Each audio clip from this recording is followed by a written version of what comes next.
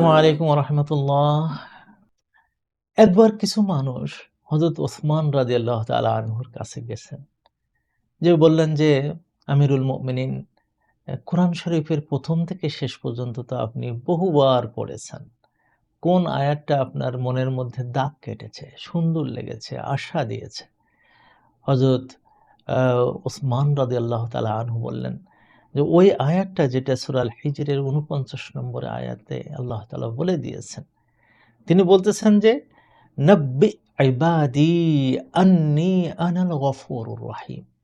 হে নবী, আপনি সংবাদ দিয়ে দেন, খবর দিয়ে দেন, পৌঁছে দিয়ে দেন, মানুষকে বুঝান যে আমি হলাম গফুর এবং আমি হলাম রহিম।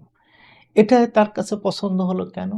তিনি বললেন যে, এটা আমাদের নবীকে বলে দিয়েছেন যে তুমি খবর দিয়ে দাও, খবর দিয়ে দাও, জানিয়ে দাও।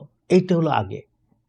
তারপরে যে আল্লাহ তাআলা বলছেন, ওয়া আন্না আযাবি হুয়াল আযাবুল আলীম, এবং আমার যে আযাব আছে সেটাও খুব কঠিন শাস্তিদায়ক আযাব।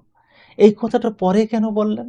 যে কারণ হলো মানুষ আগের জিনিসটা বেশি পাবে, বেশি ক্ষমা পাবে, এবং এইটি আল্লাহ তাআলা আমাদেরকে মানে খবর দিতে বলেছেন যে এমনভাবে খবর দাও যে আমার মানে ক্ষমার রূপটা মানুষের কাছে আসে।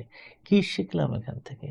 আমরা যেন পেসিমিস্ট না হই, আমরা যেন অপটিমিস্ট হই, আমরা যেন সবসময় পজিটিভনেস নিয়ে থাকি, আমরা যেন সবসময় ভয় করি দোজখকে, আযাবকে, খারাপটাকে, কিন্তু ভালোর দিকে যেন আমরা সবসময় যাই।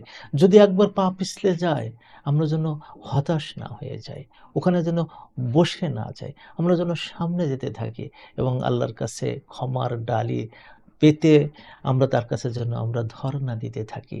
আল্লাহ তাআলা অবশ্যই আমাদেরকে পথ দেখাবেন এবং ক্ষমা করে দেবেন ইনশাআল্লাহ।